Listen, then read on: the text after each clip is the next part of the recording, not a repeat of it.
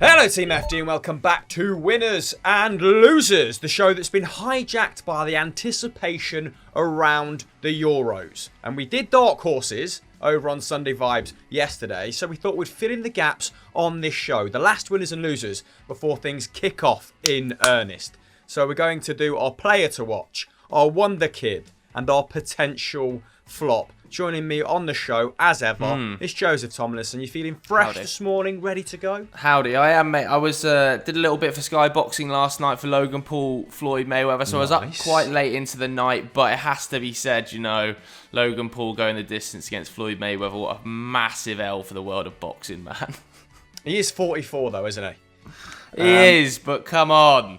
He's also the greatest boxer, or one of the greatest boxers in history. And then it's Logan Paul. I have just caught sight of myself as we're recording as well. I'm wearing a hat and the baseball top. I look like I'm just about to pitch you a curveball. But anyway, Gareth Southgate was pitched a curveball, wasn't he, with Trent's injury? Oh. That is world class. Good segue. Yeah, excellent. Ben White has been called up this morning, Joe. It's pretty much breaking news. We found out an hour ago, didn't we? Shortly before it went on the timeline, before it hit Twitter. And what are your thoughts on the matter? I think this is a bit of a shocker. In my opinion, I was almost dead set that he was going to take James ward-prowse as the final call-up after that Trent injury, and I thought that would have been exactly the right decision. And I think Ben White's inclusion is indicative of the fact that Harry Maguire's injury is an awful lot worse than we first feared. I think if Harry Maguire was fit and available for any of the group games, Ben White wouldn't have gone and James ward-prowse would have gone. I thought he played really, really well against Romania yesterday. Ward-prowse probably our second best player behind Jack Grealish on the night. And I think Ben White going means that we're going to see very little Harry Maguire at this tournament, which is a huge problem for England. He is our best central defender. He is effectively one of the key members of the spine that runs through the middle of the team. And without him, we're probably going to see Mings and Stones, which I have huge concerns about. So this is a huge L for England. But I'm absolutely delighted for Ben White. Deserves his place there because he has been working incredibly hard across the course of the season. But I'm worried, Hamill. Yeah, me too a little bit. And it's doubly unlucky for James ward-prowse, isn't it? Because, you know, not only is Jordan Henderson's fitness still up in the air, he probably would have gone had Harry Maguire been 100% like you said. So he can consider himself unlucky on a couple of fronts, really. It was probably going to be, one. You say it was a surprise. It was going to be one of White, James Ward-Prowse, or Jesse Lingard. Would you have made that decision? Maguire's injury aside, would you have taken White? If Harry Maguire was fit, I wouldn't have taken White. I would have taken James Ward-Prowse. But obviously we can't tell what's going on behind the scenes. In the reports I saw Matt Law tweet today that Harry Maguire only started running yesterday, which is like a huge problem, man. So if Gareth sees more than we do behind the scenes in training, then he has every right to pick Ben White. Personally, if everybody was fit, I would have taken James Ward-Prowse. I think he could have ended up being some sort of impact off the bench because of those dead ball deliveries, but I've seen that kind of overplayed as well a little bit in the media. Let's not forget, this isn't American football. You can't just bring a kicker on. If he's not going to play any minutes, it's pointless having a dead ball player in the team. So I personally would have taken Ward-Prowse had everybody been fit, but it seems like they're not. Not only that, I think that Lewis Dunk can feel a certain amount of annoyance given how the back three, back four is going to line up and the personnel that it contains. Unfortunate to miss out given his junior is also starting and, like you said, Tyrone Mings. Anyway, let's move on to the show then. The show that we had planned prior to the Ben White news breaking. And we've split it up, like I said, at the top of the show into various sections, starting with our player to watch. Who have you gone for here, Joseph? I've gone for an interesting one here. I've tried to avoid the forwards because everybody's been talking them to death. And I've gone for the man who I think if France win the Euro 2020, I think he will win the Ballon d'Or. And I think that is N'Golo Kanté. I genuinely believe if they lift the trophy, won the Champions League, there's no better contender in world football than N'Golo Kanté. People can say Robert Lewandowski after breaking the Bundesliga record. Lionel Messi obviously had another sensational season. But I'm going for N'Golo Kanté because they always give it to the person who rips it up on the honours board. They give it to Luka Modric, 2018, of course. There's no reason that N'Golo Kanté can't win it in 2020. He was absolutely exceptional towards the back end of the season, particularly under Thomas Tuchel. Got to go down as one of the Premier League's greatest ever midfielders, greatest ever signings, in my opinion. Just absolutely awesome in everything he does, particularly defensively. Obviously, 6.3 tackles and interceptions this season, but forget his defensive output for a minute, because we need to stop classifying N'Golo Kanté as a classic DM. This guy is now a central midfielder, almost box to box under Thomas Tuchel, to be honest with you. He was so effective playing slightly more advanced of Jorginho. I really hope we get to see that for France. I think he might be a little bit more reserved and Pogba will get to play that free role. But nevertheless, he's completing 76% of his dribbles this season for Chelsea. He's seriously special in a ball-carrying midfield role as well. Obviously featured in all 7 matches at 2018 World Cup for France. He'll do exactly the same in this tournament, I think. And the reason I've put him as my player to watch, as I said at the start, is that I think he's going to win the Ballon d'Or if France win the Euros. Woof. Brave shout. Punchy way to start the show. I like it. Right, I've gone for a slightly more left field shout. Not as safe as your option, I would say. I think N'Golo Kanté is going to be up there as one of the tournament's top performers, isn't he? But I've done this for a couple of reasons. One, because we haven't really spoke about Denmark yet, and a lot of people were a little bit annoyed in the comments that we didn't mention them on the Dark Horse Sunday Vibes episode. And I do think they've got a point. I do think there is a strong shout for them to be in there. And also, I didn't put enough respect on their manager in the ranking video I did over on 1-on-1 at the weekend. Schulman, apparently very highly rated by a lot of people, and I was sort of a bit 50-50 on him because he hasn't been in the job all that long, although did a great job at club level for Nordjyllands. So I've gone for Christian Eriksen as a way to just put a little bit more shine on Denmark. And 8-9 months ago, I didn't foresee this being the case because he got off to a miserable start to life at the San Siro, didn't he? But he did recover to make 17 starts and 9 substitute appearances for the Nerazzurri as they lifted the Scudetto. He ended up with 3 league goals and 1 assist. Though he did tend to play a bit of a deeper role under Conte than we saw him play at Tottenham. Normally deployed in that sort of 10 position, a little bit deeper in Milan. 3.8 shots and key passes per 90. He's down on his career average, and he enabled other certain attack-minded players to flourish a little bit further up the pitch. But for Denmark, a different story. Still the side's main creator. Scored 5 goals in 12 appearances since 2020 with 4.8 shots / key passes per 90 in the Nations League fixtures. So just extremely prominent in the opposition's final third. And he's already at around 30 years old, become his country's 5th highest appearance maker, 107 caps, 5 shy of John Dahl Tomasson in third. Scored 36 times. That's the 7th most for Denmark. And Denmark's group, I'm not going to say it's easy, but if they execute their game plan, manageable. All right, they've got Finland, Belgium, Russia. I mean, they could finish second behind Belgium. That's very feasible, isn't it? And some runs for second place sides are more favourable than the first place sides. That might be the case with Denmark. I'm not sure. Not had a look that far into it. But Eriksen, I feel like this could be the last tournament where he's at the peak of his powers, and he's got something to prove, hasn't he, after a so-so season in Italy. So I hope the Danish FD faithful we've restored their faith in us with that section. Let's quickly move on to wonderkid then, because we want to keep this under 20 minutes, don't we? Who you gone for, Joseph? Yeah, a very simple one here for me. I've gone for Jude Bellingham. Still only 17. Of course, I think he does turn 18 midway through the tournament, which will be a nice 18th birthday present if he goes deep, which I think he could well go deep. And most importantly, I think he should start for England against Croatia first game. I do not believe Jordan Henderson is match fit enough to play 90 minutes against the Croatians on Sunday. I think Jude Bellingham should be in the double pivot alongside Declan Rice with Mason Mount floating in front. He's had an outstanding debut season at Borussia Dortmund, started 27 times. I think he had a further 12 sub appearances. Define box-to-box midfielder, and you've got Jude Bellingham. He's got to be one of the hardest working players I've seen in quite some time. He doesn't look like a 17-year-old. He's round berating his own teammates. He's berating the ref. I absolutely love to see it. I think he was second in the Borussia Dortmund squad for overall pressures, and he played like the 16th most minutes in the squad. It's absolutely ridiculous, this guy's level. 4 tackles and interceptions, 2.5 shot creating actions a game.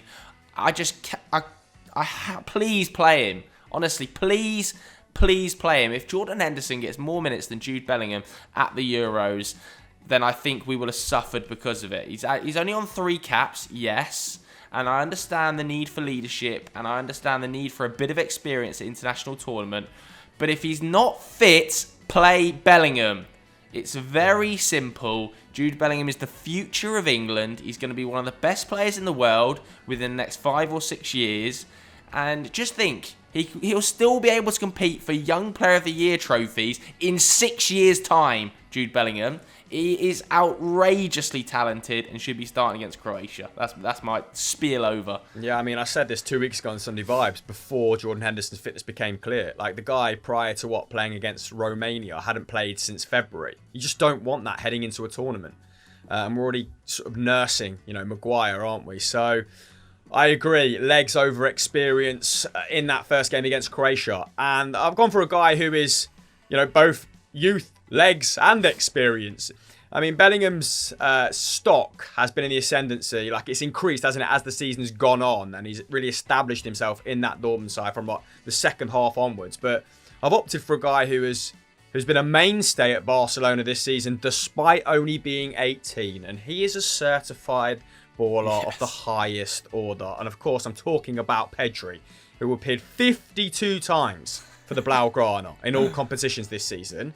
It's quite frankly sickening. Only failed to appear in 1 La Liga match, collecting the 8th most minutes in the squad, and was just a reliable player as the season wore on. It was tumultuous to start with, then Koeman got a handle on it, and then things came undone at the end of the campaign. But he was there, reliable mainstay, like I said. 6 goals and assists in La Liga. A little metronome, a little bit like Christian Eriksen. And like Bellingham, works extremely hard. 661 pressures, the 6th most in La Liga. He deserved his place in that starting 11 and then some. I mean, Barcelona, when he played, scored 40 more goals than they conceded. So they weren't carrying him for his lack of experience either. 6.3 progressive carries, which is just highlights how positive he is with the ball. 3 shot creating actions per 90. He's on 3 caps for Spain at current. So not massively experienced on the international stage, but you could say that about a few of their squad, couldn't you? I think he started in the latter wins against Georgia and Kosovo, got an assist against Kosovo. But there is tough competition in that midfield. So the minutes might be shared around. We said this on our podcast preview, didn't we? That the Spain side might be heavily rotated. And he's got options despite not having a world-class number 9. In that midfield, Koke, Thiago, Busquets, Rodri, Marcus Llorente, Ruiz, Dani Olmo. Like, it is the most well-stocked position in that team. And he did have a long season, didn't he? Like, that might be taking its toll on his 18-year-old legs. But I think if he's given a chance, he won't disappoint, just like he hasn't for Barcelona all season long. Right, let's go from one end of the spectrum. We've been very positive so far to another. And we said on Sunday Vibes, didn't we, that actually at this tournament, it's probably easier to identify who might flop than who might overachieve.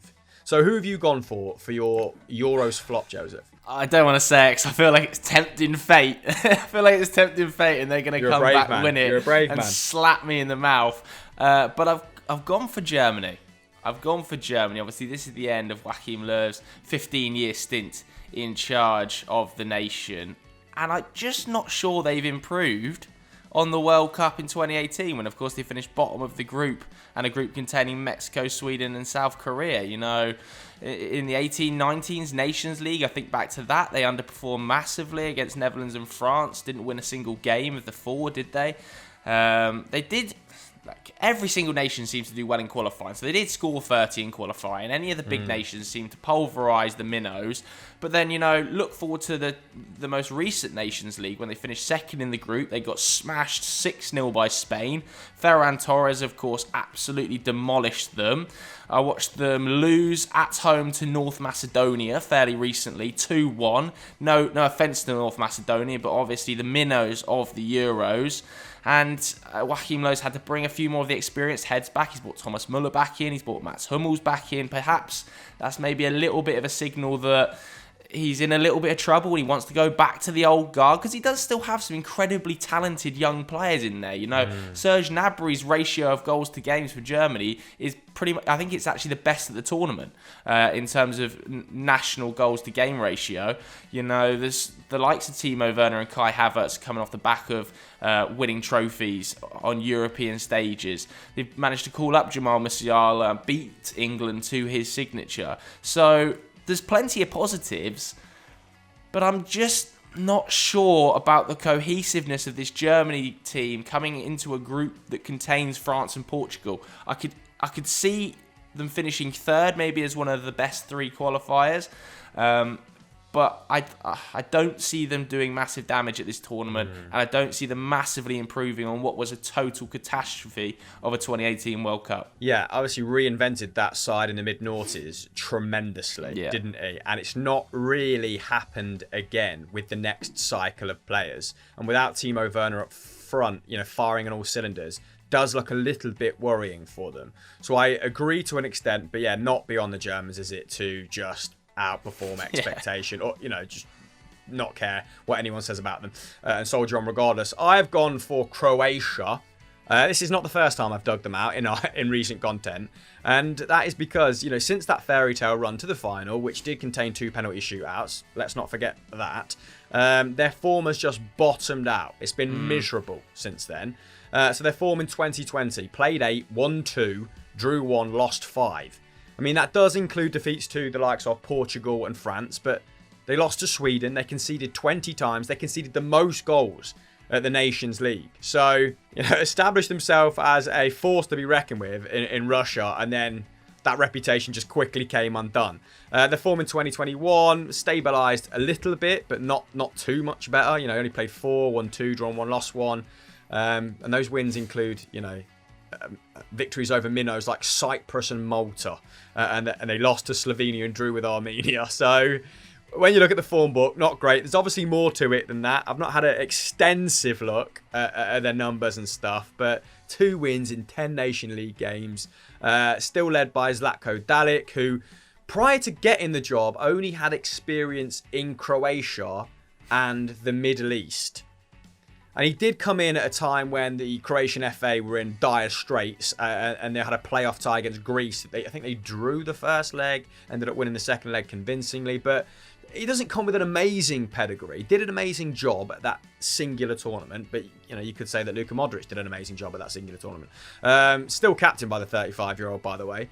But they do have some exciting young players coming through. I mean, there's Kaletakar, there's Gvardiol, who's only 19, I think, Brekalo, Nikola Vlasic. So I might have forgot a couple there. So maybe whoever comes in next will enjoy the fruits of his labour in terms of blooding that youth into the squad. But I don't think they're quite ready to make an impression as of yet. Got a tricky group as well, haven't they? Scotland are no mugs in this new system. The Czech Republic, again, a fine side. It's going to be a really interesting battle for second place, I think. And that's not me being a arrogant England fan. I think England should be winning this group convincingly, by the by. If that doesn't happen, massive question marks. Okay, in the interest of speed, that brings us to the end of our show. Hopefully we have filled in the gaps, like I said. I think our pre-Euros content has been quite comprehensive at this point, so well done to the guys for getting all that stuff out. Joseph, is there anything in particular you want to point to? Well, we've got loads of Euro 2020 content, like you just said. Go and watch Sunday Vibes, Dark Horses. We've got podcasts out. We've got ones to watch in terms of Wonder Kids that are going to explode at the tournament. So go and consume some of our Euro 2020 content. Yeah, we have a Wonder Kids XI coming out very, very soon, which is going to elaborate on what me and Joe have mentioned here. And we also have 3 players ready to explode at the Euros, and one of those is Barella of Italy, who is one of my favourite players going into this tournament. So go and check that out over on Euro Football Daily. That's it from us. We will see you on Winners and Losers sporadically throughout the tournament. Goodbye.